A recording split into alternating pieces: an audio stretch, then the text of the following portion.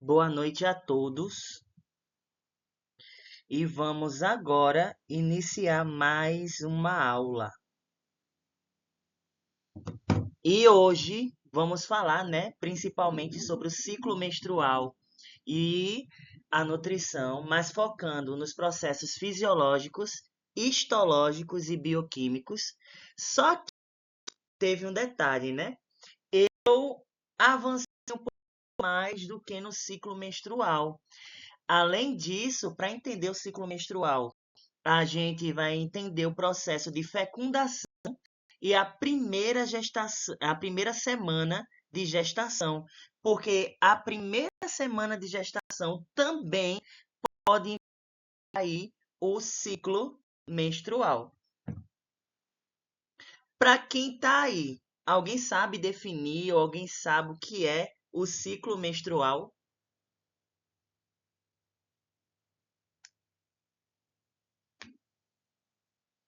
E aí?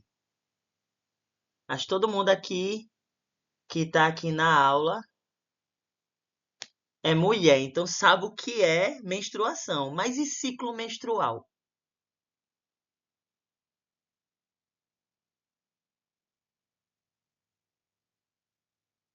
Ninguém se habilita a falar, não, é? Eu gosto de interação, minha gente. Gosto de interação.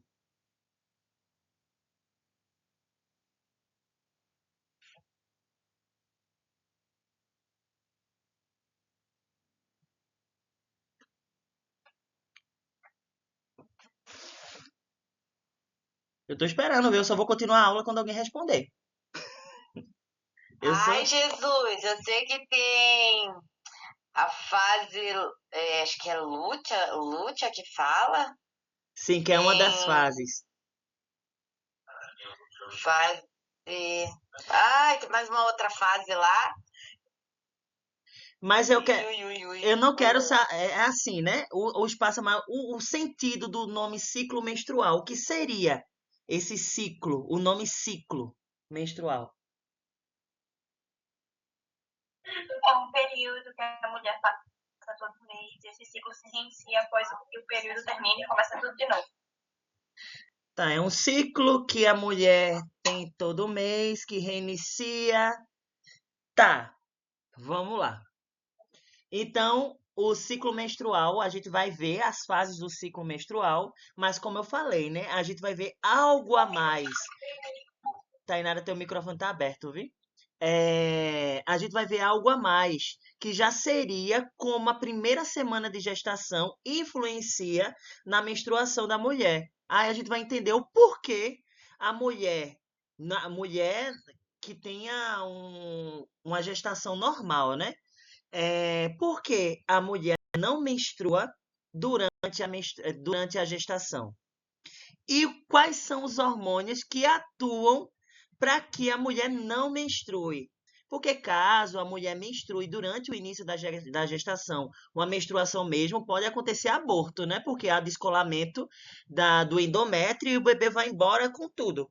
Então, não é normal sangrar durante a gestação. Quando sangra, alguma coisa tem. Pode ser descolamento de placenta, pode ser desregulação hormonal, pode ter vários processos. Então, o que a gente vai estudar, né? Então, aqui, ó, a gente vai falar sobre a introdução ao ciclo menstrual, entender a fisiologia do ciclo menstrual e as fases do ciclo menstrual, que é a fase menstrual, a fase folicular, a ovulação e a fase lútea. A gente vai entender essas fases do ciclo. E quais aplicações nutricionais. A parte que eu vou falar sobre o processo de fecundação e sobre o processo da primeira semana de gestação, eu coloquei depois. É por isso que não está aqui no sumário, mas também vamos comentar, certo? Então, vamos falar agora sobre o ciclo menstrual. Vamos lá. A menstruação é algo totalmente fisiológico, porque a menstruação acontece por causa de processos hormonais, certo? Existem 4 principais hormônios que estão associados a esse processo do ciclo menstrual. Sem eles, não acontece ciclo ou acontece a desregulação desse ciclo. Quais são esses 4? Tem aqui embaixo, mas, né? É o FSH, o LH, o estrógeno, ou também conhecido como estradiol, e a progesterona, certo? O FSH, que é o hormônio folículo estimulante, o LH, que é o hormônio luteinizante, certo? E durante as fases, né, da propagação do ovócito, né, que a gente não chama hoje em dia, o nome certo não é mais óvulo, é ovócito. O ovócito, ele vai maturando, né? Ele vai ficando maduro para poder acontecer o processo de fecundação. E nessa maturação, ele começa a liberar hormônios, que no início é o estrógeno e posteriormente a progesterona. E a gente vai entender a ação desses hormônios. Mas vocês observam, deixa eu pegar a canetinha, mas vocês observam que tem aqui ó, o GNRH e tem o nome hipotálamo, certo? Porque a gente chama do eixo, olha o nome do eixo. Eixo, hipotálamo, hipófise, ovários. Não está aparecendo. Não está aparecendo o que? Os slides? Agora apareceu, é que tinha sumido e estava você travado, mas agora deu certo. Assim. Sim, aí tem o nome eixo, hipotálamo, hipófise, ovários. Esse eixo significa que o hipotálamo e a hipófise está onde? No sistema central, na cabeça, né? E os ovários? Lá embaixo na pelve. Então tem uma conexão. Sem essa conexão do hipotálamo, hipófise e ovários, não vai dar certo o negócio, dá uma desregulação. É por isso que mulheres na menopausa que têm alterações hormonais, principalmente nesse eixo hipotálamo, hipófise, ovários, causa diversas coisas. Porque o estrógeno, a progesterona, o FSH, o LH, além de estar relacionado ao processo de ovulação, existem outros processos dentro do nosso corpo também, como manutenção da temperatura corporal, manutenção da densidade óssea, manutenção da regulação da tireoide e diversos outros mecanismos que acontecem dentro do corpo da mulher quando esse eixo ele é ordenado. Então, esse hormônio GNRH, ele é chamado de hormônio liberador de gonadotrofina. Eita! Esse hormônio do liberador de gonadotrofina é liberado pelo hipotálamo, certo? O hipotálamo, do hipotálamo, esse GNRH vai para a hipófise e estimula a produção dessas gonadotrofinas. Quem são? O FSH e o LH. Hormônio folículo estimulante e o hormônio luteinizante, que cai na corrente sanguínea e vai em direção aos ovários, fazer todo o processo que a gente vai estudar já já. Então, o corpo da mulher ela tem que se preparar mensalmente, porque é um processo fisiológico natural para uma possível gestação. Certo? Então, o corpo da mulher, ela prepara o endométrio dentro do útero, a caminha do bebê, para que tenha uma possível gestação. Quando essa caminha, ninguém deita nessa caminha que tem dentro do útero, o que acontece? Há o processo de descamação e o endométrio, ele sai, né, em forma de menstruação. Aí vem, qual a principal finalidade? Promover o desenvolvimento dos folículos ovarianos. A gente vai entender quem são os folículos e quais são as funções desse folículo. Ele permite o processo de ovulação. O nome ovulação significa que o ovócito ele sai do ovário e vai para a tuba uterina para encontrar o espermatozoide. Então, ovulação é sair do ovário, certo? Prepara o endométrio que é a parte interna do útero, para a implantação do embrião. É por isso que justamente tem essa característica de ter a caminha do bebê, do embrião, certo? E caso não ocorra a fecundação, inicia-se a menstruação. Só que é um processo fisiológico. Seria muito fácil assim, né? Eita, não teve bebê? Sai.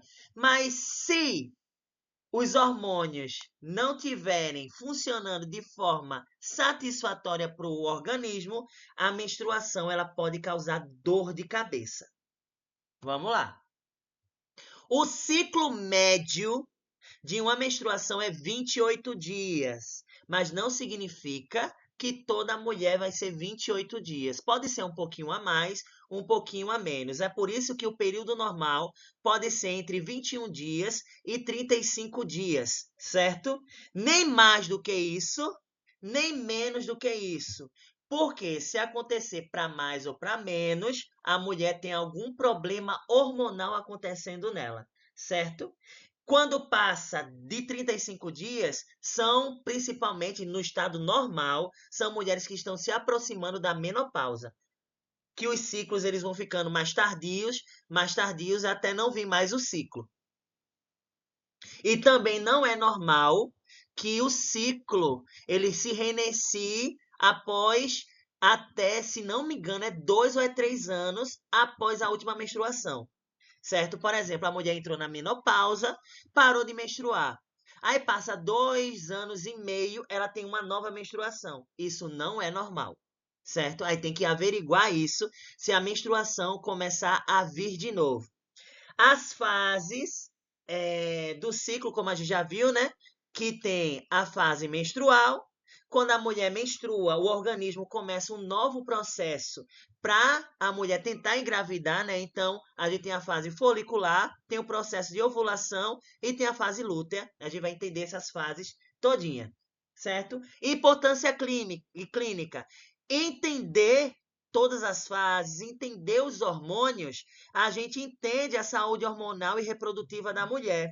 Além disso, entendendo isso, um nutricionista, um biomédico que tem aqui, pode entender os distúrbios endócrinos e ginecológicos que estão acontecendo naquela mulher. Qual a dieta, qual o exame que deve ser avaliado em relação à mulher que está tendo um distúrbio endócrino. Lembrando que quando a gente está falando endócrino, a gente está falando de hormônios. E também auxilia, né, na avaliação da fertilidade e no estado nutricional da mulher. Esse é um ciclo médio, né, o ciclo menstrual. O ciclo menstrual ele é caracterizado por 28 dias médio, certo? Aí vem, vamos dizer que no dia 1, a mulher menstruou, começou a menstruação. Essa menstruação pode variar normalmente de 4, 6, 7 dias no máximo. Não pode ser mais do que 7 dias, porque aí a mulher está perdendo muito sangue e pode ter alterações nutricionais. Renando nutricional em relação à menstruação, sim. E aí, pela lógica, qual é o micronutriente que a mulher pode ter em falta com a menstruação excessiva? Bora, nutricionistas! Ferro. É por isso que, normalmente, a mulher ela já tem uma quantidade menor de hemácias do que o homem, por causa do processo de menstruação. Além disso, pode ter uma baixa, a gente chama isso de anemia. Pode ter uma anemia ferropriva pelo excesso, por falta não, né? Pelo excesso de menstruação. Vamos dizer que a média da menstruação é de 6 dias. Quando chega no dia 6, a mulher parou de menstruar, automaticamente, a mulher já começa a preparar o folículo. O que é o folículo? A gente vai ver as imagens e eu vou explicar um pouquinho melhor. Mas o folículo é uma estrutura ovariana que vai maturar e formar o ovócito, certo? Porque a mulher, para vocês terem noção, ó, que doideira, curiosidade de embriologia. A mãe que está grávida de uma menina, quando essa menina, dentro da barriga da mãe, tem 3 meses de gestação, ela já tem todos os ovócitos para toda a vida. Olha que top. Agora tem um detalhe, né? Essa menina, né? Essa menina que está em desenvolvimento, eu vou citar eu não lembro o número, viu? Eu vou dizer um número aleatório para vocês entenderem. Vamos dizer que no ovário desse bebê tenha 10.000 ovócitos dentro, que a gente chama de folículos, certo? Só que ao passar do tempo, esses 10.000 vão morrendo, né? A menininha nasce, vira criancinha, vai ficando, né? Até chegar na primeira menstruação, que é a menarca, esses ovócitos, eles vão sumindo. Daqueles 10.000, uma menina que chega na maturidade sexual, na primeira menstruação, ela tem cerca, dentro dos ovários, né, somados, cerca de 400, 500, 600 ovócitos. Tá, Renan, de 10.000, que tem muito, né? Foi para 400, 500, 600 ovócitos. Tá. Aí quer dizer que cada ovócito vai maturando por mês, sim, a partir da primeira menstruação, cada ovócito, que significa, teoricamente, entre aspas, esses 400 ovócitos significa que a mulher vai menstruar 400 vezes, porque teoricamente não é uma vez por mês, mas pode ser que tenha uma mulher que gosta de beber, tem uma mulher que tem que tomar medicamentos, e esses medicamentos podem favorecer sumir esses ovócitos, né? Eles se degenerarem. Aí, um dos fatores que a mulher chega na menopausa é quando esses ovócitos acabam, certo?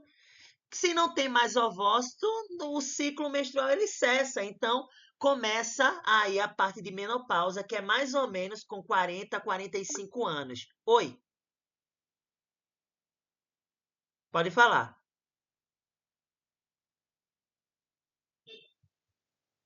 Ou foi uma levantada de mão aleatória? Boa noite. Boa noite.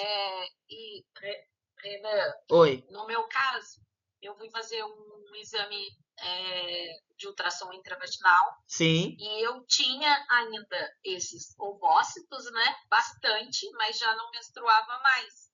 Aí eu ainda até fiz uma pergunta para o médico quantos tinha. Ele falou, isso eu não posso contar, não dá para contar. Mas você ainda tem os óvulos, né? Os ovócitos, mas eu não tinha mais a menstruação. Vamos lá, eu vou falar agora. Pronto. Aí, quando chega na menopausa, né? Esses ovócitos, ele tendem a acabar quando tem a quantidade finalizou. Ou, como eu acabei de falar, né? Mulheres que tomam alguma medicação, fumam, usam drogas, por exemplo, bebem, pode ter que esses ovócitos eles vão se degenerando mais rapidamente durante os seus ciclos e acabar tendo uma menopausa precoce, né? Uma mulher com 30, 32, 33 anos acabar. Mas a gente sabe que se a gente for falar várias possibilidades que aconteçam, pode ter mulheres que tenham problemas genéticos e tem uma diminuição acentuada já direto. Tem mulheres que normalmente não nasceram com a quantidade de ovócitos suficiente, tem uma menopausa precoce. Pode ter mulheres que tenham muitos ovócitos, mas imagine um ovócito de 45 anos, um ovócito de 50 anos. Ele, porque, como eu falei, né? Desde os 3 meses de idade, dentro da barriga, 3 meses, estou falando dentro da barriga da mãe ainda. O bebezinho está desse tamanho, já tem ovócito. E perdura até 40, 45, 46 anos. Vocês acham que esses ovócitos, eles estão 100% normais? Vamos usar essa palavra. Normais? Ou vocês acham que o corpo da mulher ela consegue proteger esses ovócitos e nada pode afetar eles? Acredito que ele nunca mais normal. Eu também acredito que eles já estejam fraquinhos, né? E isso começa a enfraquecer. É por isso que, a partir dos 35 anos, esses ovócitos, não é que toda mulher vai acontecer isso, viu? Mas tem uma maior possibilidade da criança nascer com síndromes. E a síndrome mais comum é a síndrome de Down. Justamente porque esses ovócitos, eles já estão cansadinhos, já estão velhinhos, já tem diversos danos, né? Diversos danos ali no DNA e pode acontecer ali de nascer um bebê com alguma má formação ou com alguma síndrome. Só que a mulher pode, né, cessar a sua menstruação, pode entrar na menopausa mesmo com ovócitos, justamente porque eles deixam de ser funcionais. Então, quando eles deixam de ser, eu já não tenho mais, vai variando, deixam de ser funcionais. E quando eles deixam de ser funcionais, vocês vão entender que algumas estruturas do ovócito produzem hormônios, como a gente acabou de ver, o estrógeno e a progesterona, que são excelentes controladores do ciclo menstrual. Se caso esses ovócitos, certo, eles não estão mais funcionais, o estrógeno e a progesterona, elas diminuem a sua concentração e todo o ciclo é afetado, certo? Aí vocês observam aí, ó. Vocês observam que entre o dia 7 e o dia 10 está em roxinho. Esse entre o dia 7 e o dia 10 é o processo de maturação desses ovócitos, certo? A mulher já tem um ovócito, só que esse ovócito não está maduro. E ele começa, esses ovócitos, a gente chama de crescimento folicular. Aí vocês vão ver o folículo como é. E esse ovócito ele vai maturando. Aí vocês observam que após o dia 10, para o dia, a gente tem o dia 14, que é o processo de ovulação, mas entre o dia 11 e o dia 17 é o período fértil. A gente conta, né? 3 dias antes da ovulação e 3 dias depois. Por quê, Renan? Se a mulher tiver uma relação sexual entre o dia 10 e o dia 11, a migração do espermatozoide, ela demora cerca de 3 dias até chegar no ovócito, certo? Aí o que acontece? Se ela teve relação sexual entre o dia 10 e o dia 11 e a mulher ovula no dia 14, faz com que há uma possibilidade do espermatozoide encontrar o ovócito no dia 14, certo? E outro detalhe, no dia 14 para depois, se a mulher teve uma relação sexual no dia 14, no momento da ovulação, o ovócito, ele espera mais 3 dias, certo? De migração do espermatozoide até chegar a ele. Aí o que acontece? Vocês observam que após o dia 17, fica rosinha até o dia 28. O corpo da mulher espera esse tempo todinho para que aconteça uma fecundação. Então, o corpo da mulher fica estabilizado, esperando a ovulação. Aí, que a gente chama essa fase aí de fase lútea. A gente vai entender essa fase lútea já já. Vocês vão entender quem é o corpo lúteo, certo? E fica esperando. Caso não haja fecundação, o corpo da mulher identifique que não houve, reinicia-se o ciclo, a mulher menstrua e volta ao dia 1. Vocês têm alguma dúvida sobre esse ciclo que eu acabei de falar? Ou eu posso continuar? Pode botar a mãozinha aí dizendo que está tudo ok.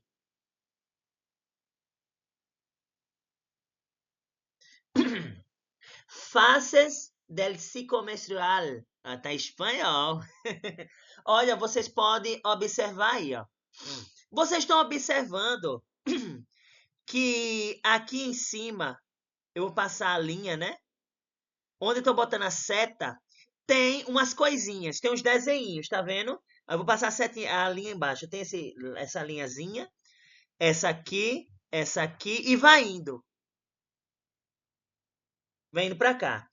Isso aqui é o ovócito. Esse que está em azulzinho e roxinho é o ovócito. O que está amarelo esbranquiçado é o corpo lúteo, certo?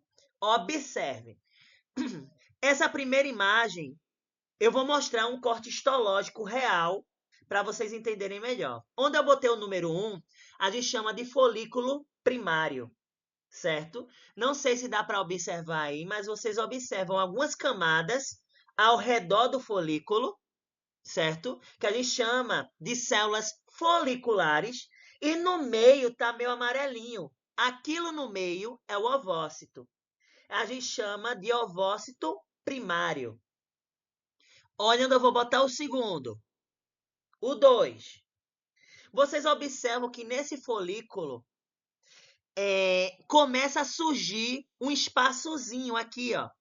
Um espaçozinho dentro desse folículo aqui.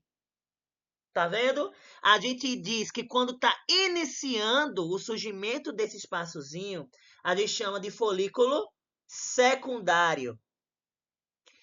Quando esse espaço toma praticamente todo o espaço, toda a região interna do folículo, a gente chama de folículo terciário, e esse folículo está perto do processo de ovulação, certo? Aí, o que acontece? Porque fica aparecendo esse espaço? Esse espaço, ele se enche de líquido, certo? A gente chama esse espaço de antro. Antro. Ele começa a se encher de líquido. É a mesma coisa de pensar numa bola. Se a gente pegar uma bola de festa e começar a encher ela vai chegar um momento que vai estourar. É o que acontece na ovulação. Esse folículo terciário começa a se encher d'água, encher d'água, encher d'água. Quando enche desse líquido, ele estoura. E esse processo de estourar e liberar o ovócito, né, é chamado de ovulação.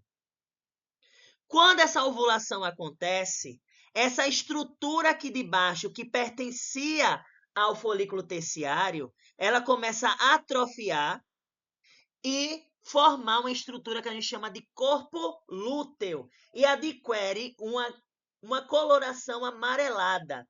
Tá vendo? E esse corpo lúteo vai liberar uma coisa que a gente vai saber já já, certo? Vai liberar uma cocita. Mas vou falar agora. Eu sou ansioso. O corpo lúteo, ele começa a liberar progesterona. E a progesterona, ela vai para o endométrio e impede que a mulher menstrue, certo?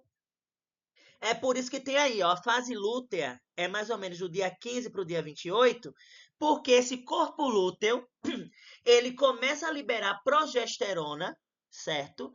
E a liberação dessa progesterona impede que a mulher menstrue, porque o corpo da mulher tem esperança que haja uma fecundação. Não tem lógica a mulher tendo fecundação e menstruando, o bebê vai embora, né? O embrião.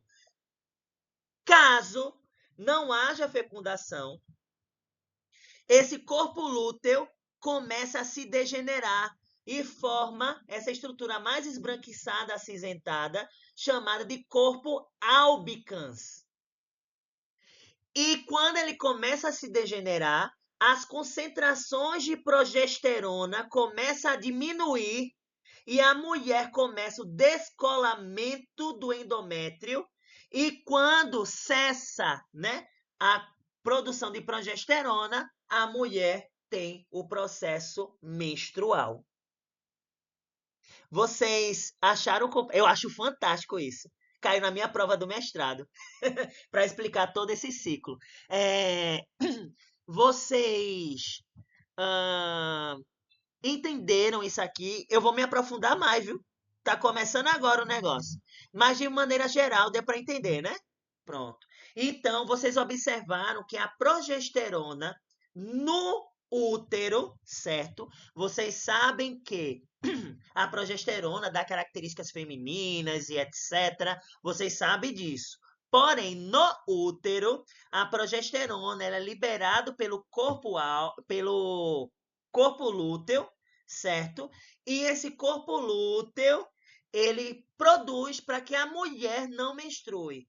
Quando há degeneração do corpo lúteo, a concentração de progesterona diminui e a mulher menstrua, porque foi detectado que não há aí fecundação nem nidação, né? Que nidação é o processo de fecundação não, de entrada do embrião. A gente vai ver isso já já.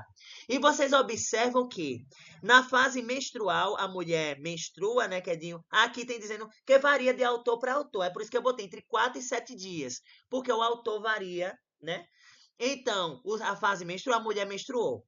Quando para de menstruar, inicia-se a fase folicular, que é a maturação do folículo. Vocês observaram o que eu acabei de falar, né? Folículo primário, secundário, terciário, porque está amadurecendo. E conforme ele vai amadurecendo, o endométrio vai ganhando o quê? Espessura. No processo de ovulação, o endométrio ele tem a sua camada máxima. E na fase lútea é a camada de espera. Caso não haja fecundação, há o processo de menstruação e reinicia-se o ciclo. Vamos lá. Então, agora, vamos entender o passo a passo do ciclo menstrual, certo? Lembrando que, quando a gente fala de ciclo menstrual, a gente está falando de fisiologia, né? Então, são aspectos fisiológicos do ciclo menstrual. Vamos lá. Gente, mulher tem testosterona, só bota a mãozinha para cima ou para baixo se vocês acham que sim ou não. Mulher tem testosterona, mas a mulher não tem testículo para produzir testosterona. Mas a glândula suprarrenal que fica em cima do rim produz testosterona. É por isso que as mulheres, né, crescem pelo nas axilas, crescem pelos nas regiões genitais. Justamente o crescimento de pelo em regiões, né, que não seja cabelo, que não seja pernas, necessariamente assim. Em outras regiões é caracterizado pelas baixas concentrações de testosterona. Pronto. Assim como a mulher, o homem também produz os mesmos hormônios. Lembra que eu falei do LH e do FSH? O homem também produz. Só que no homem, esse LH e o FSH, eles atuam em regiões específicas, assim como na mulher. Vocês sabem, né, que na anatomia, quem é do reforço, vai estudar isso semana que vem, que é a última aula de anatomia do reforço. A gente finaliza, né? Vocês, não sei se vocês viram, mas no processo embrionário, né, quando o bebê ainda é um embrião, mesmo vocês sabem, né, que dentro do DNA já tem codificado se é homem ou mulher. Lembra? XX é mulher, XY é homem. Porém, externamente, esse embrião ele precisa receber a ação de uns hormônios. Quando na mulher esse embrião ele recebe uma atuação maior de progesterona, todo o corpinho do bebê ele começa a ser moldado para ser uma menina, certo? Inclusive as regiões genitais, a gente chama de broto genital. Vamos dizer assim, ó. Vamos dizer que essa estrutura aqui é o broto genital. Quando a menina recebe progesterona, esse broto genital ele encolhe para formar o clítoris, certo? E toda a região da vagina e etc. Quando esse broto genital recebe a ação da testosterona, esse broto genital ele vai para fora para a formação do pênis. Ou seja, o clítoris da mulher e o pênis do homem têm a mesma origem embrionária. Logo, é a mesma coisa. É por isso que mulheres que tomam hormônio masculino para ganhar massa e etc., ao desenvolvimento do clítoris, né? O clítoris, ele começa a ter forma de pênis, começa a fazer o processo inverso que aconteceu dentro do processo embrionário, começa a ir para fora, certo? Formando aí o pênis. Vocês sabiam disso? Não sabia, interessante isso. É, a gente vai ver isso aí, ó, no reforço. Ó, eu fazendo chamada para o povo participar do reforço. Iniciei muito cedo o período da peripausa. Eu não consegui ler tudo, porque o povo fica falando, mas depois alguém fala para mim. Mas é isso. É esse processo, né? A ação hormonal ela é muito importante. É por isso que algumas pessoas, por exemplo, aí vocês poderiam perguntar, tá, Renan, e se for um menino que tem o cromossomo XY e receber, eu vou deixar você falar, deixa eu só finalizar o raciocínio, e receber o hormônio lá, progesterona. Sim, o bebê ele pode nascer com alguns probleminhas, no sentido de que ter uma má formação genital, né? Pode ter, em casos mais severos assim, o hermafroditismo, né? A gente tem o hermafroditismo falso, que é quando o bebê nasce com os dois órgãos sexuais, porém um deles não é funcional, ou o hermafroditismo verdadeiro, que é o mais raro ainda, que nascem com os dois órgãos sexuais maduros sexualmente não, né? Mas funcionais, vamos dizer assim, né? Pode falar.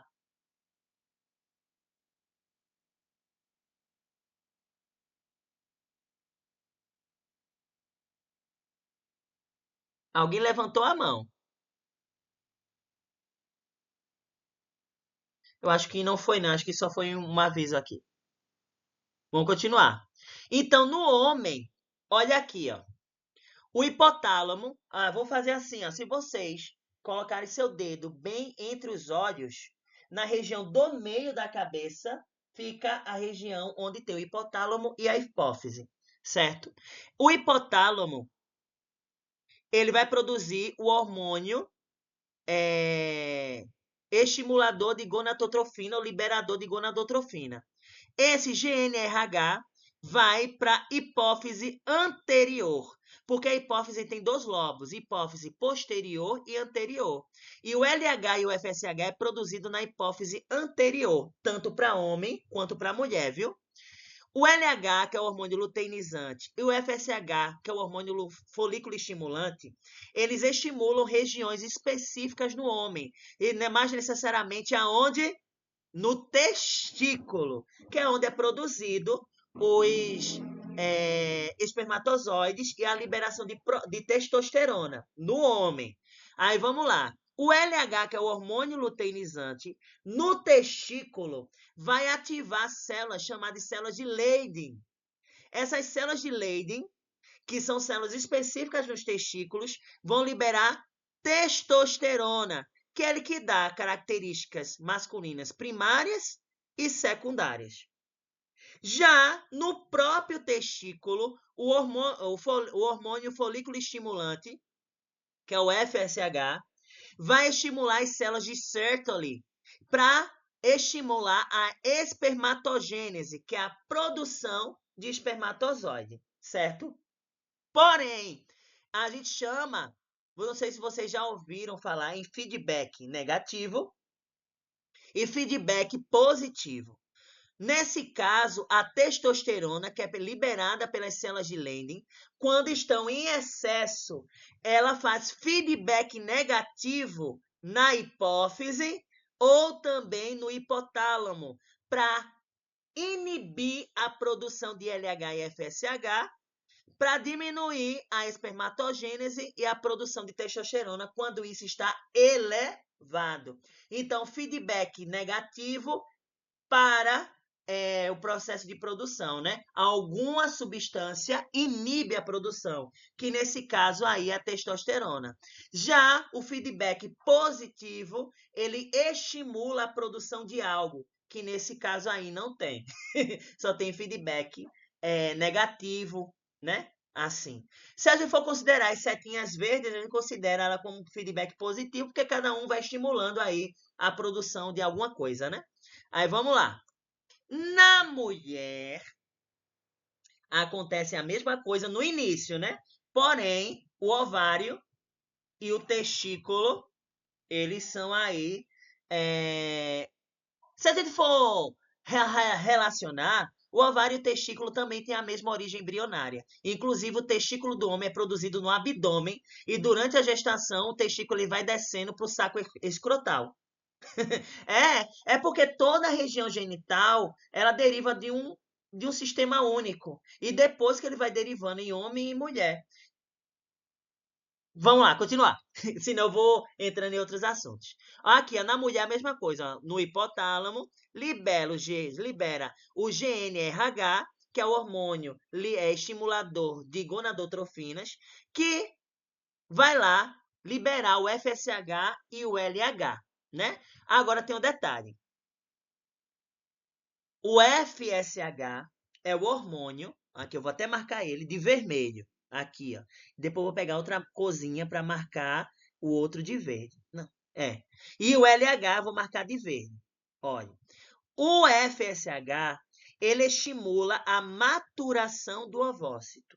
Vocês vão ver uma imagem, né, de um corte histológico que no ovário da mulher vai ter vários folículos primários, vários. E o FSH vai estimular a produção de alguns. Não, a gente acha que é só um, não. É vários que são estimulados, porém só um sofre o processo de ovulação. Se caso tiver 2 ou 3, vai ter gêmeos, trigêmeos, né? Mas só um sai nesse processo. Vocês observam aqui, ó. Deixa eu pegar a canetinha vermelha. Que o FSH aqui, ó, desenvolvimento dos folículos. É ele que vai favorecer o desenvolvimento do folículo primário, em secundário, depois terciário, certo? Quando, olha o detalhe, olha o que eu vou falar agora. Quando esses folículos estão sendo produzidos, sendo maturados, as células foliculares que estão ao redor do folículo, vocês observam que tem, né, uma bolinha azul e ao redor tem uma camada rosa, que são as células foliculares, certo? Essas células foliculares começam a produzir o estrógeno, que é o estradiol, certo? E esse estrógeno, estradiol, quando está em excesso, ele causa feedback negativo. Olha aqui, ó. Olha o que eu vou fazer agora. Quando esse estradiol ou estrógeno está sendo produzido, segue a setinha.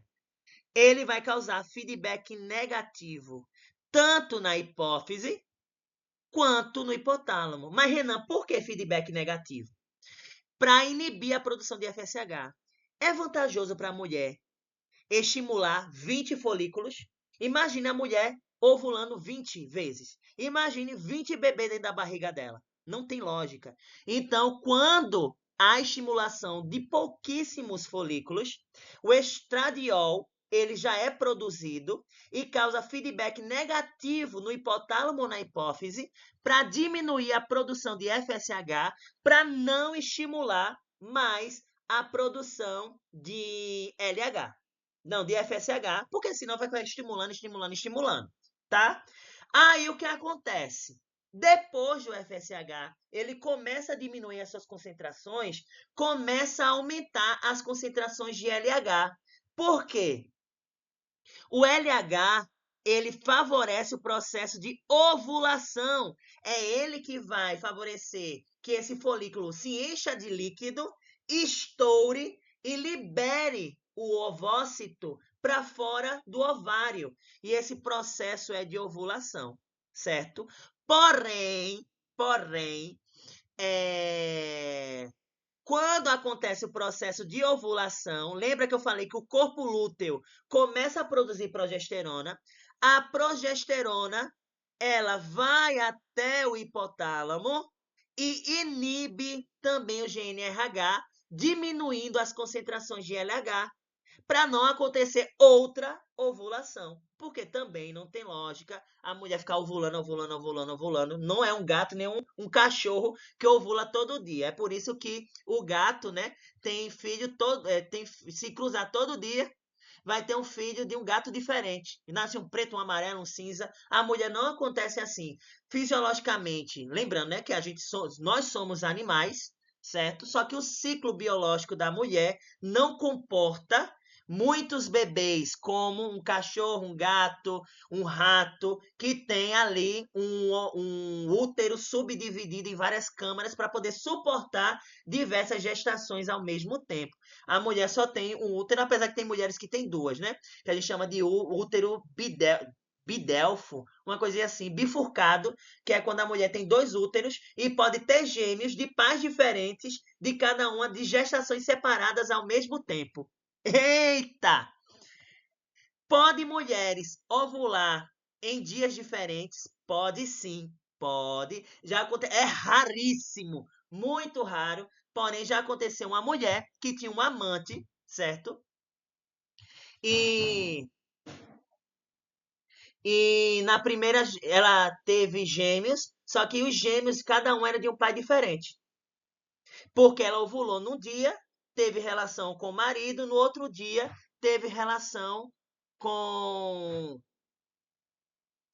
é, Teve relação com o amante e teve outro filho. Gente, só espera um minutinho, que eu acho que o meu gato tá destruindo a casa. Só espera um minutinho aí.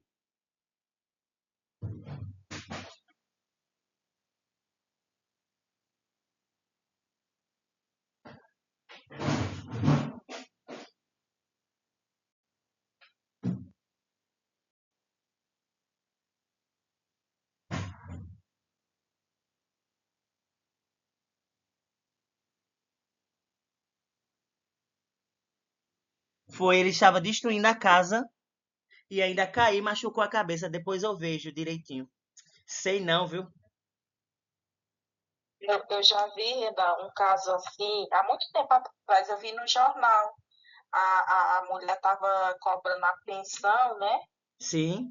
do marido, e o marido achava que o filho não era dele e tal, e pediu o exame, e aí ela tinha gêmeos, e deu que um era filho dele e o outro não era. Isso pode acontecer. É raro, mas pode acontecer sim. Então, aqui, ó, os hormônios, né? O FSH, como a gente já viu, ele, é, ele favorece a maturação do ovócito e as células, né, foliculares lá começam a produzir o estrógeno. Lembra o estradiol? E o próprio estradiol causa processo, né, feedback negativo na liberação do FSH. Então, ele favorece ali a maturação. Se a mulher está com deficiência de FSH, pode ali ter problema, né, na maturação do ovócito se a mulher não chega a não ovular. O LH é o hormônio que causa, né, o rompimento do ovócito não, do folículo para a liberação do ovócito. Então, aqui, ó, a ruptura do folículo maduro, que é o folículo terciário. E também promove a ovulação e, como consequência, a formação do corpo lúteo, que vai produzir o quê? Progesterona. E a própria progesterona, ela causa feedback negativo na liberação de LH para diminuir, para não acontecer outra ovulação. Além disso, o estrógeno ou estradiol, que é liberado pelas células foliculares, é importante para coordenar isso, né? Justamente. E é ela que, durante a formação do folículo, favorece o espessamento do endométrio, formação da caminha do bebê. Então, além de causar feedback negativo no FSH, ela estimula a maturação e espessamento do endométrio, certo?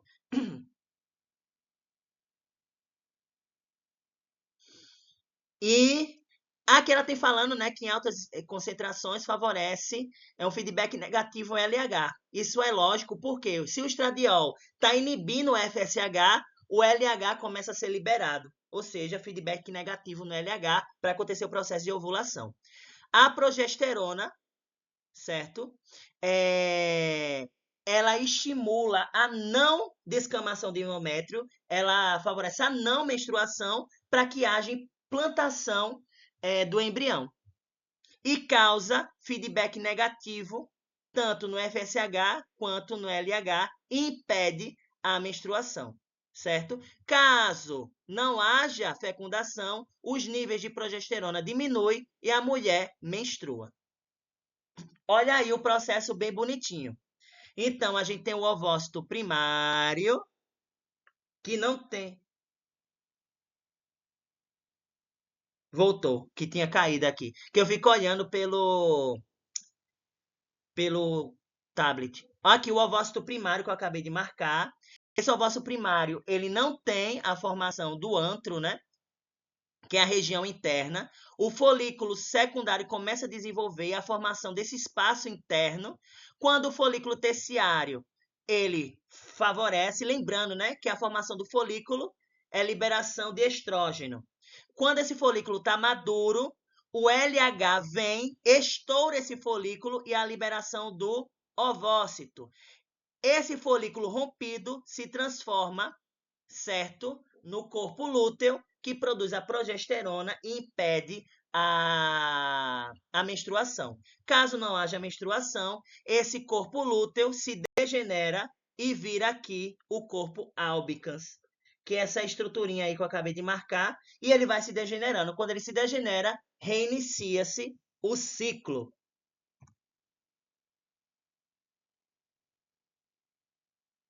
Deixa eu ver aqui o que eu não falei.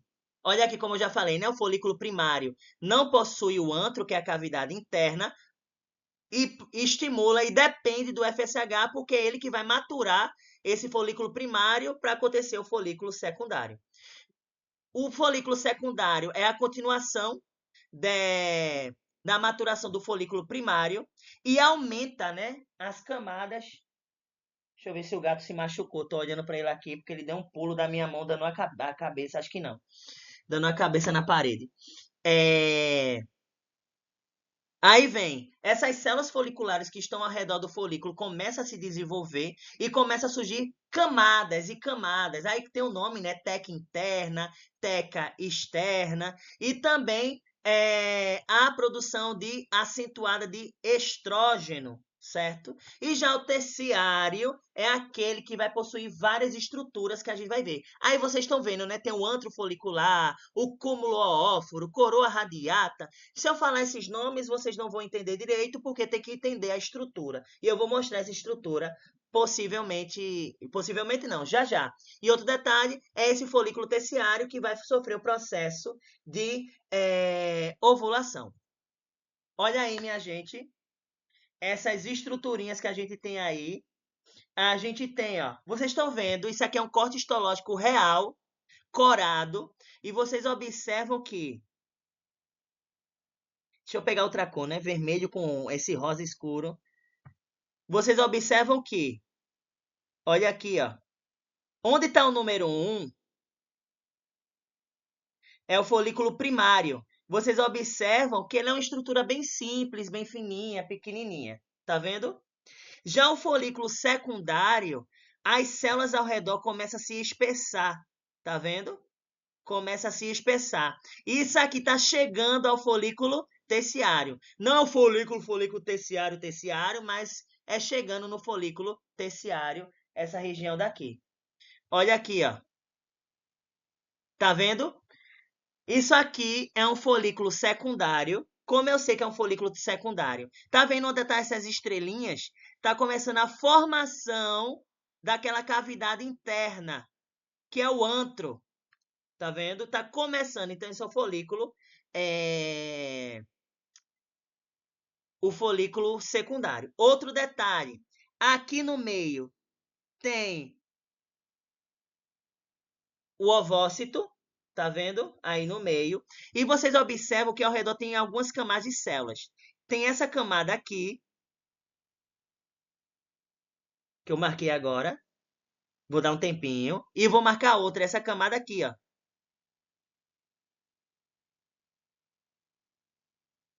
Que a gente chama de teca externa e teca interna. A teca externa, se não me engano, ela é formada por tecido, é uma musculatura lisa.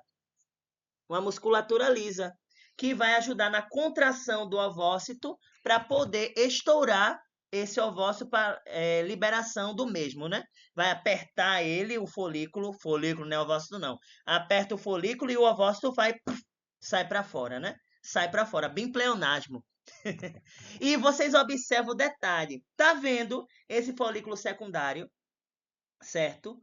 Porém, ao redor desse folículo secundário, existe dezenas de folículos aqui, ó, folículos primários esperando para processo de maturação. Então, tá vendo esse monte de célulazinhas são folículos primários. Que a gente chama de... Aí tem o nome, né? Folículos primordiais. E essa estrutura é um folículo terciário, certo? Vocês observam as mesmas estruturas. Ao redor aqui, a teca externa, formado por um tecido, né? Que é uma musculatura lisa. A gente tem aqui ó, as células foliculares, aqui que é a teca interna. Vocês observam aqui onde eu vou marcar agora. Isso aqui é o ovócito. E ao redor do ovócito tem uma camada de células que a gente chama de corona radiata, formada por células folículas. Tudo são células foliculares. Só que dependendo da região, ela tem nomes específicos, que é a corona radiata, formada por células foliculares. Vocês observam também que grudando esse ovócito no folículo, tem como se fosse um pescocinho, que a gente chama de cúmulos óforos. E a teca interna, ela forma as células granulosas, certo? Então, a gente tem várias estruturas. Esse folículo maduro, folículo terciário, também conhecido como folículo de Graaff.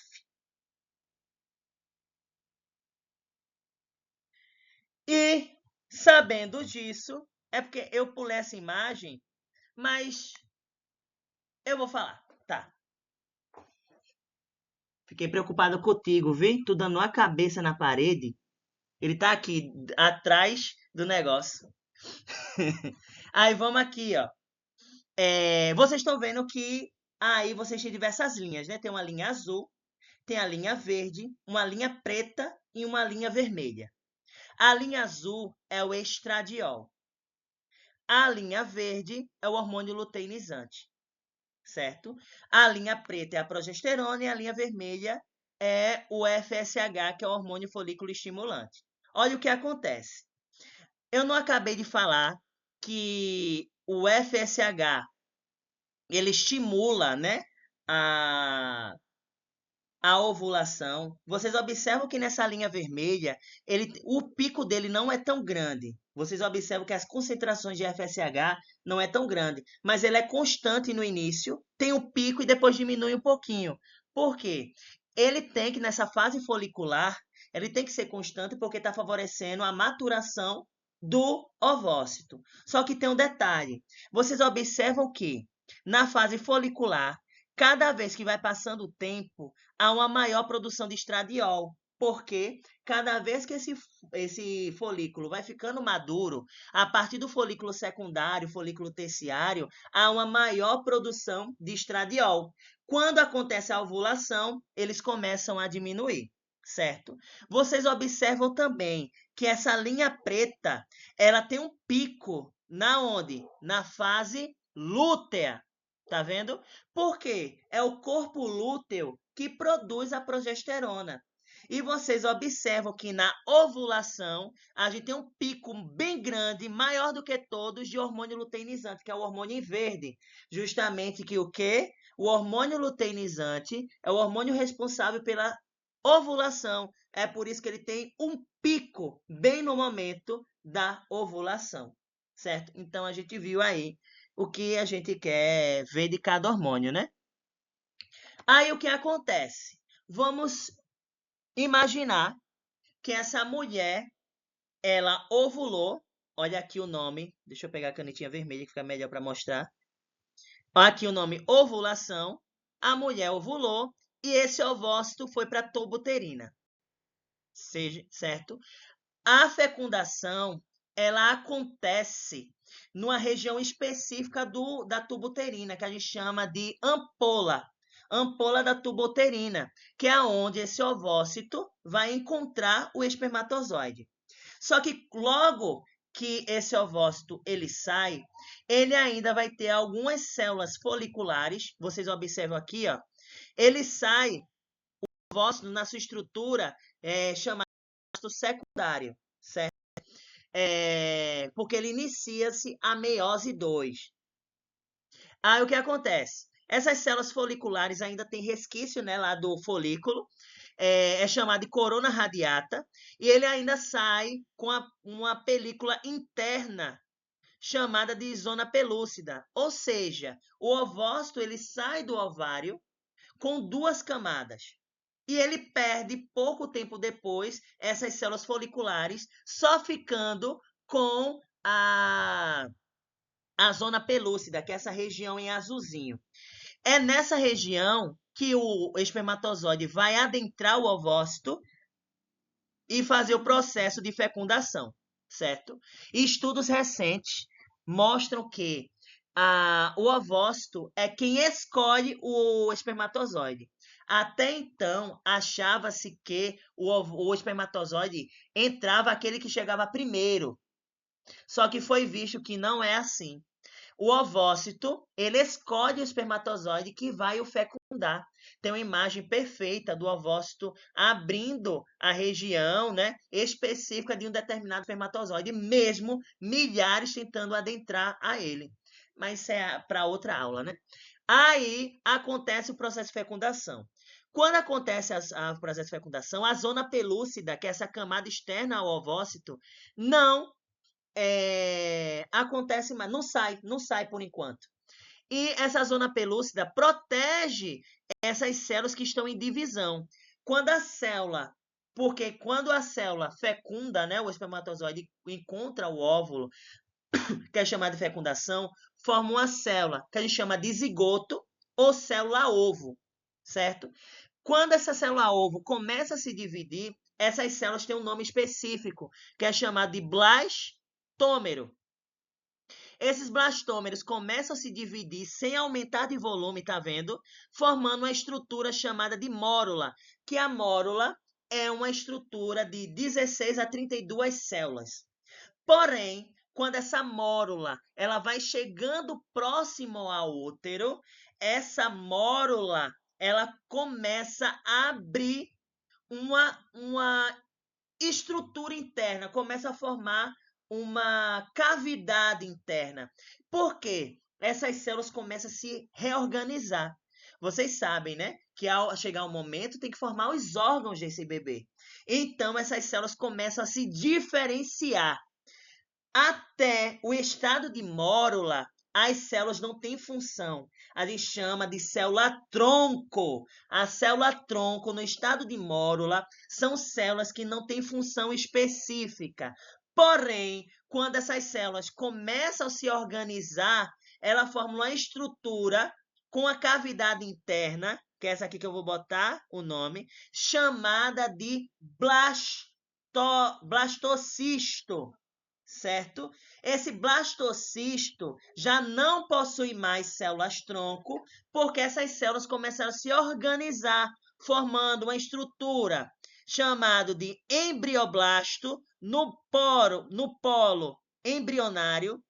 É nessa estrutura que vai formar o bebê, certo? E observem também que ao redor do embrioblasto surge uma camada de células que a gente chama de trofoblasto, certo? Esse trofoblasto vai originar os anexos extraembrionários. A gente vai ver já já, é outra coisa aí. E vocês observam o quê? Conforme essa estrutura vai se locomovendo, vai chegando dentro do útero, vai formando novas estruturas. Vocês observam agora que no polo embrionário aqui, onde tem o embrioblasto, ó, gente, embriologia é cheio de nome, é muito nome, certo? Vocês observam que surgiu um buraquinho no meio ali, que tem o nome futura cavidade amniótica. É nessa estrutura que vai surgir o saco amniótico, que é aquela bolsa que envolve o bebê. Então, é desse embrioblasto que vai surgir todas as estruturas do bebê. Inclusive, começa o processo de diferenciação do embrioblasto, no famoso epiblasto e hipoblasto. A gente vai ver já já. Mas não é muita coisa, é muita coisa. Inclusive, quando a gente pagou a disciplina de histologia, embriologia e citologia, a gente não teve embriologia. Então, não teve isso, né? Olha aí o processo de fecundação. O processo de fecundação é a entrada do espermatozoide dentro do óvulo. Vocês observam que o espermatozoide tem várias estruturas e ele tem um acrossomo. O acrossomo é a estrutura do espermatozoide que é uma estrutura do espermatozoide que possui várias enzimas que vai ajudar a digerir a parede do ovócito para poder entrar esse espermatozoide. Quando entra esse espermatozoide, os dois núcleos, né, o núcleo do ovócito e o núcleo do espermatozoide, aí eles se fundem, chamado de cariogamia, onde esses núcleos se juntam, formando uma única célula, que é chamada aí de zigoto ou célula ovo. E começa todo o processo. Essas imagens que estão aí embaixo, em cinza, são imagens reais, certo? Aí vocês observam, né, que tem o ovo fertilizado, que é a célula ovo, e começa a divisão. A mórula, a formação da mórula, e em seguida do blastocisto, que é a formação de células diferenciadas. Aí, isso aqui, onde eu estou marcando agora, é o polo, né? O polo embrional, que é onde vai surgir o embrião, com o surgimento do embrioblasto, uma camada de célula que envolve esse embrioblasto, que é chamada de trofoblasto, e a cavidade, que é chamada de blastocele. Essa cavidade aí. Gente, se a gente for estudar embriologia aprofundada, cada célula vai formar um negócio diferente. Quando esse blastocisto, vocês vão ver onde eu quero chegar, viu? Quando esse blastocisto chega no útero, ele começa o processo de implantação do blastocisto. Ou seja, ele perfura a cavidade, né? Ele perfura o endométrio. Aí, muitas vezes, nesse perfurado endométrio, acontece sangramento e a mulher acha que menstruou. Junto, né, essa perfuração, junto vem com cólica, dor abdominal, dor no baixo ventre, e a mulher menstrua, sai um pouquinho de sangue. Eita, eu menstruei. Mentira. Tá carregando um novo CPF, um novo bebê aí dentro. E normalmente o sangue da nidação é um pouco mais escuro do que a menstruação normal. Vocês observam também que, lembra da parte do embrioblasto, né? Do embrioblasto ali em cima, o blastocisto, ele se implanta e começa a adentrar no endométrio pela região do embrioblasto, certo? E outro detalhe, tá? Sim, eu não falei tempo, né? E isso aí demora cerca de 7 dias, viu? 7, 8, 9 dias para isso acontecer, todo esse processo. Quando o embrião começa a entrar, aquele trofoblasto, lembra que eu falei que fica ao redor, se diferencia um novo tipo celular, que é o citocitofoblasto, que eu marquei agora. Ele se modifica no citotrofoblasto e na região do embrioblasto começa a adentrar o endométrio, formando o sincício trofoblasto. É nome, viu? O sincício trofoblasto. Mas, Renato, você quer chegar aonde? Gente, qual é o hormônio que a mulher, quando vai fazer exame de sangue, é detectável que ela está na gravidez?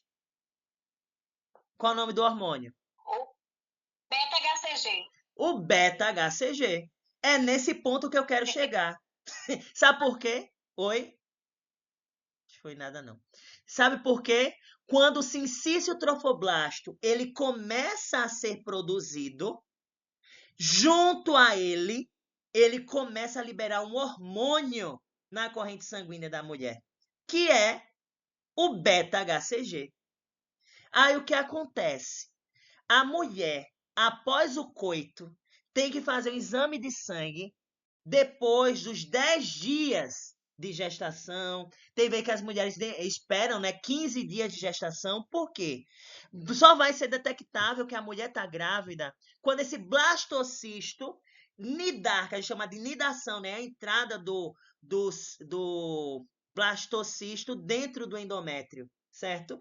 Quando tiver a formação do sincício trofoblasto, isso demora 7, 8, 9, 10 dias após o último coito, certo?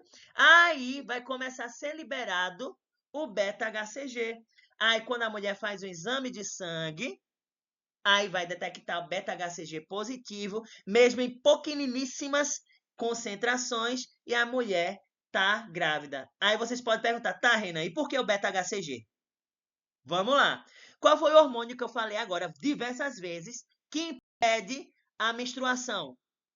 Valendo 5 pontos. Qual foi o hormônio, minha gente? Eu repeti tantas vezes. Renan, repete a pergunta que eu não entendi. Hormônio, Fernando, é estrutura, viu? Qual é o hormônio que está impedindo nesse momento que a mulher menstrue? Progesterona. Progesterona. Se caso a progesterona diminuir, a mulher menstrua e o bebê, ó, tchau. O beta-HCG, sabe o que ele faz? Por que a mulher produz o beta-HCG? Porque o beta-HCG impede a degeneração do corpo lúteo. Porque se o corpo lúteo continuar ativo, ele continua produzindo progesterona e a mulher não menstrua toda a gravidez. Aí o que acontece? Quando a mulher tem o bebê, esse sincício trofoblasto, ele é arrancado, né, pela placenta, o beta-HCG acaba, o corpo lúteo se degenera e começa o ciclo menstrual quando se regulariza 2, 3 meses após a última gestação. Então, vocês observaram que tudo é conectado, o negócio. Tudo esperando aí, tudo um processo hormonal e fisiológico. Gente, embriologia é fantástico.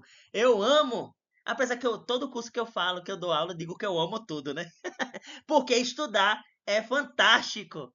Principalmente a área de saúde. Eu amo! Vamos continuar aqui. Vocês veem a minha animação, né? Eu não vou continuar, porque, sim, só para finalizar, a gente diz que quando finaliza a primeira semana de gestação, o bebê, eu falo bebê porque a partir do momento que o espermatozoide e óvulo para mim já é vida. Não sei se alguém discorda. Então, esse embrião, a gente chama de embrião bilaminar. Por que embrião bilaminar? Porque nesse estado, o bebê, ele é só 2 camadas de célula. Olha que doideira. Só 2 camadas de célula, que a gente chama de epiblasto, que fica na região, essa região azulzinha aqui, ó. E o hipoblasto, que é essa região de baixo. Que já é o início aí da segunda semana de gestação. Que a gente memoriza, né, as semanas de gestação por isso. Até o processo de nidação, quando o embrião, né, toca no útero, final da primeira semana de gestação. A partir que o embrião ele começa a formar 2 camadas, que é o epiblasto e o hipoblasto, é durante o início e durante a segunda semana de gestação. E quando ele forma um embrião trilaminar, que é 3 camadas de célula, que é ectoderme, mesoderme e endoderme, aí a gente diz que ele está na 3ª semana de gestação. Ainda não há formação de órgãos complexos, mas o coração do bebê já começa a bater com 15 dias de gestação. O primeiro sistema a ser produzido dentro do bebê é o coração, que começa a bater em 15 dias de gestação. E tem gente ainda diz que não é vida.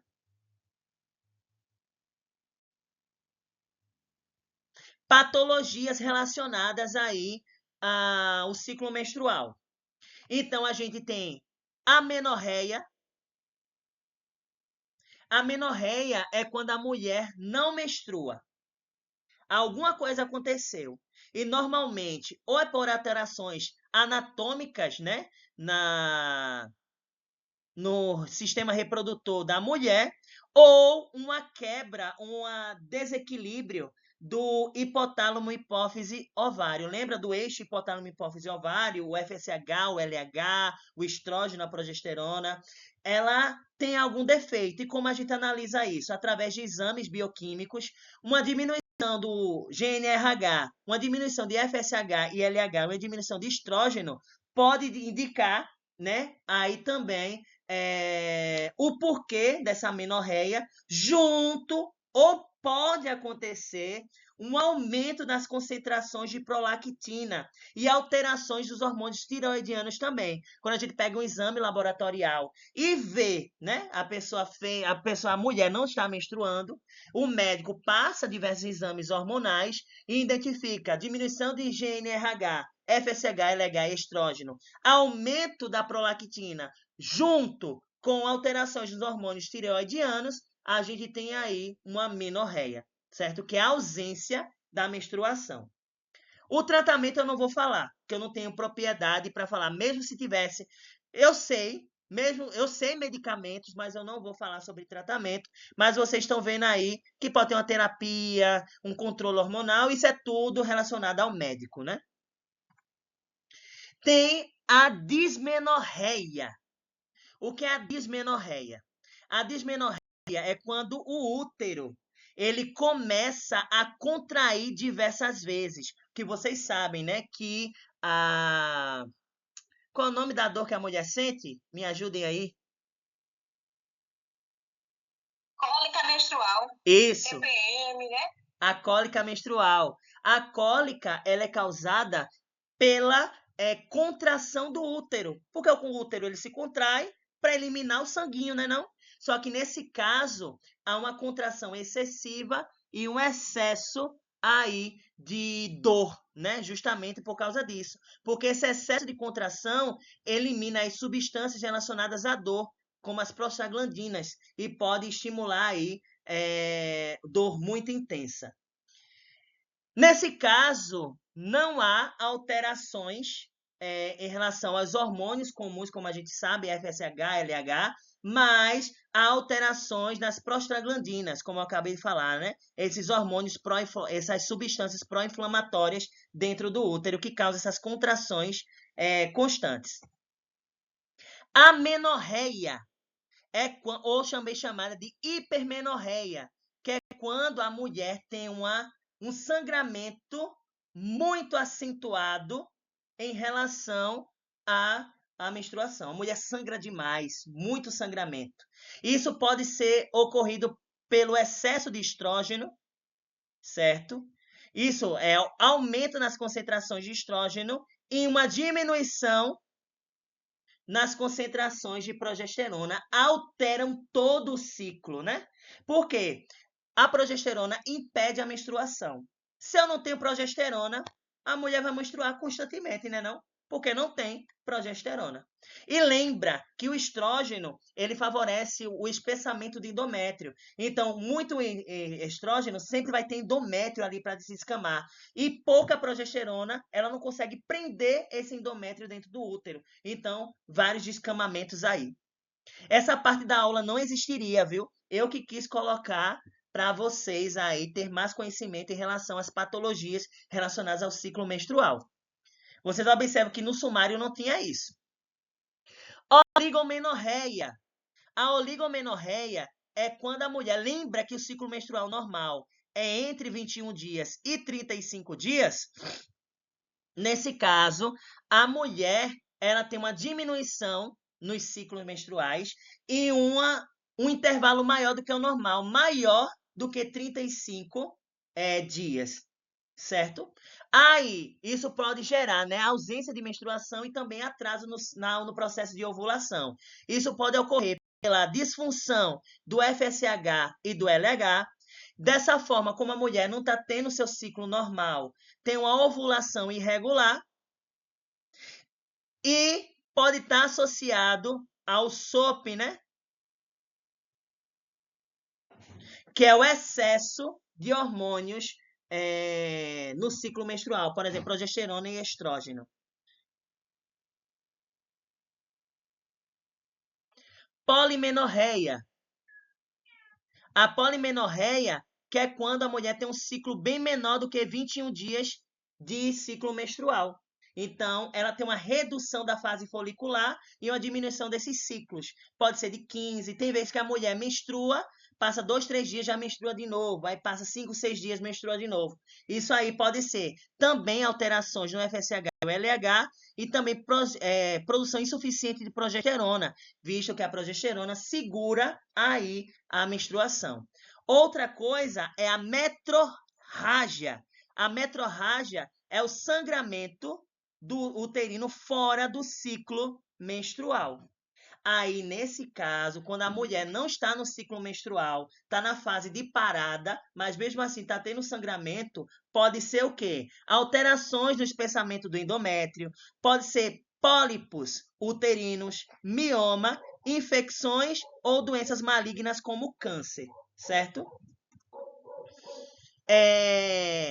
Pode ter também alterações hormonais que podem causar esse desequilíbrio e a mulher aí tem essas alterações nesse ciclo menstruar aonde não era para estar menstruando dentro do ciclo, né? Pode também ter a síndrome dos ovários policísticos, que é a SOP.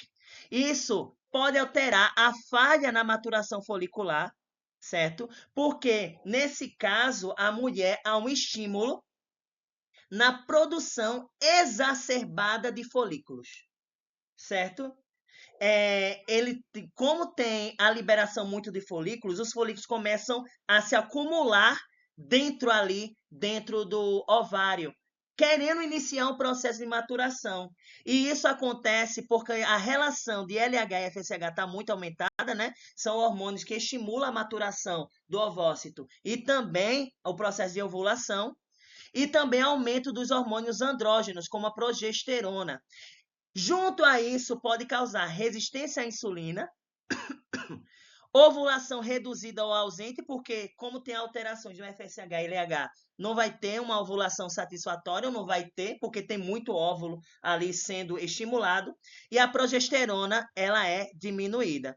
E também tem a endometriose, que de maneira geral é o endométrio fora da cavidade uterina. É quando esse endométrio começa a perfurar e vai para o intestino, vai para o reto, vai para outras regiões que não era para ir, causando inflamação, dor e etc.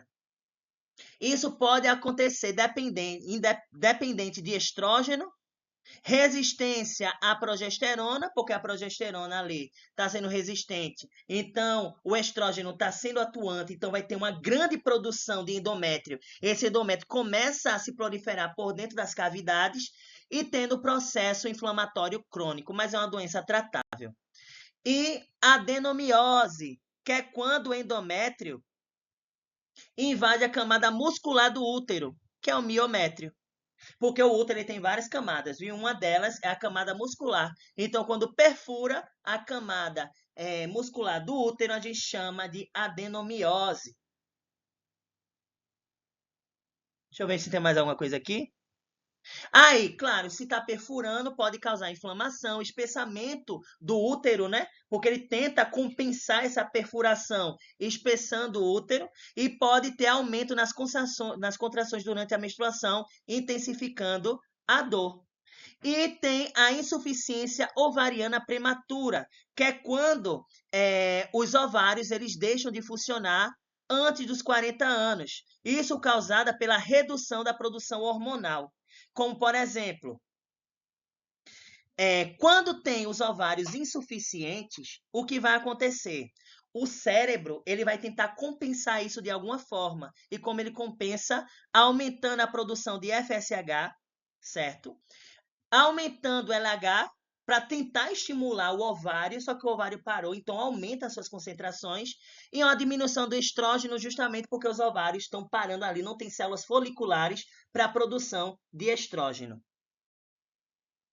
Em relação à nutrição,